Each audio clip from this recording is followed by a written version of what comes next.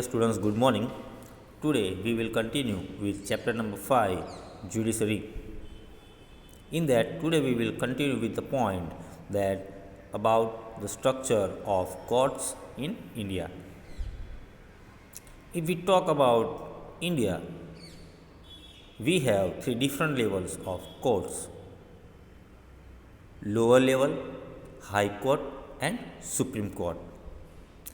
There are several courts at the lower level while only one at the apex level. Apex level means at the high level.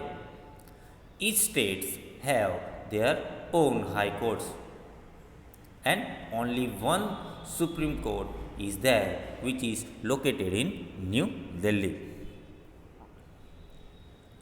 The courts that most people interact with are what are called subordinate or district courts, or the district courts are also known as tehsils. Each state is divided into district that is presided by over the district judge, and each state has the high court, which is the highest court of the state.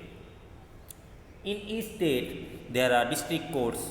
In each district there are the courts, and at the state level above them there is a high court, which is the highest court of each state, any particular state. If we talk about top, or we can say which is the top court, then the high courts, then it is a supreme court, which is located in New Delhi, and it is handled by the Chief Justice of India. If we talk about the present Chief Justice of India, then it is Bobde. Mr. Bobde is the new CJI, Chief Justice of India, in present time. The decisions which are made by the Supreme Court are binding on all the courts in India. Means whatever the decisions or judgments are given by the Supreme Court, those decisions and judgments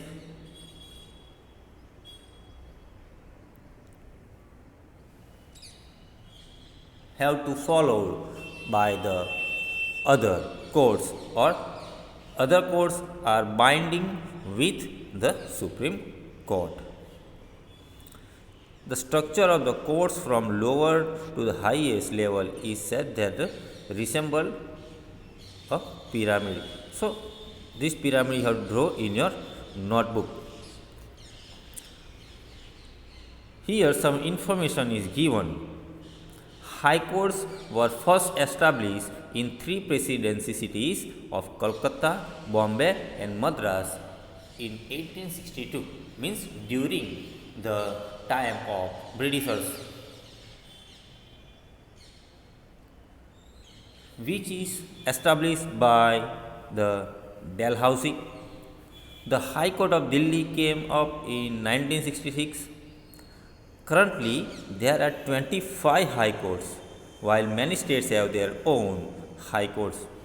Punjab and Haryana share a common high court at Chandigarh, and four northern eastern states, Assam, Nagaland, Mizoram and Arunachal Pradesh, have common high court at Guwahati.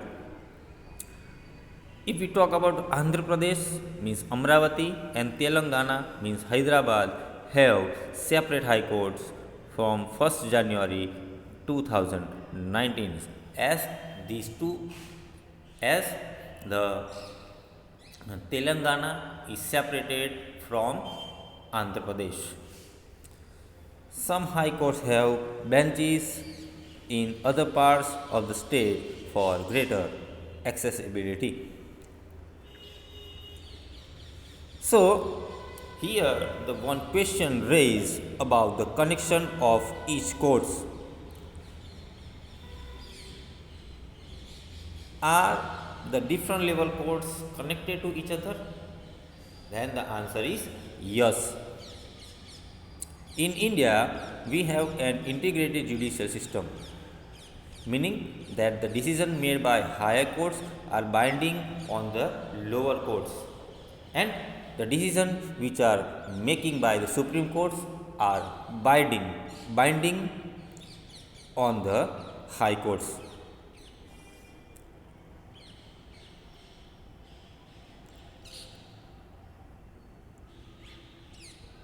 This means that a person can appeal to higher court if they believe the judgment passed by the lower court is not just.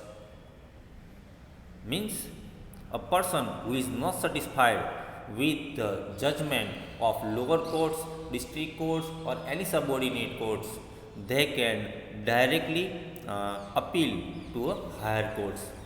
Still, if they are not satisfied with the judgment and decision of the High Court, they can appeal in Supreme Court too. Let us understand what mean by the appellate system by tracking case, that is State Delhi Administration versus Lakshman Kumar and others 1985. Here one case is given related to Lakshman Kumar and others versus Delhi High Court or Delhi administration. So here is a talk of, or here is a story from 1980 February. Lakshman Kumar married 20-year-old Sudha Goel and they lived in a flat in Delhi with Lakshman's brother and families. But on 2nd December 1980, Sudha died in hospital due to burns and her family filed case in court. When this case was heard in the trial court, 4 of the neighbors were called in as witness. They stated that on the night of December 1st, they had heard Sudha scream and force their way into Lakshman's flat. There they saw Sudha standing with her sari in flames, means she was burning, and they extinguished the fire by wrapping Sudha in gunny bag and blankets. Means they tried to calm down the fire. They tried to flame extinguish the fire. Sudha told them that her mother-in-law Sakuntala had poured kerosene oil on her and her husband Lakshman had lit the fire. So, during the trial, members of Sudha's family and her neighbors stated that Sudha had been subjected to a torture by her in-laws. In-laws means Sasri Paks.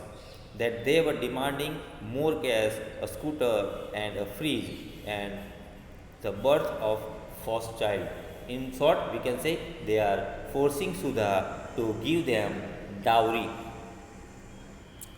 and also a birth of a boy child. Lakshman and his mother stated that Sudha's sari had accidentally caught the fire while she was heating milk. But on the basis of the other evidence, the trial court convicted Lakshman, his mother Sakuntala, and his brother-in-law Subhash Chandra, sentenced all three of them to death. So here Lakshman is not satisfied with the judgment of trial court. So in November 1983, the three accused went to the High Court to appeal against the verdict of the trial court. The whatever the decisions given them to by the trial court. So the High Court, after hearing the argument, all the lawyers decided that Sudha had died due to an accidental fire caused by the kerosene stove, and Lakshman, Sakuntala and Subhash Chandra were acquitted. Means by this story we can understand that if in trial court you cannot or if you can't get justice, you can go to the door of high courts. Still, if you are not satisfied with the judgment and decision of higher courts or high courts, you can appeal about the same in Supreme Court. there you can surely get the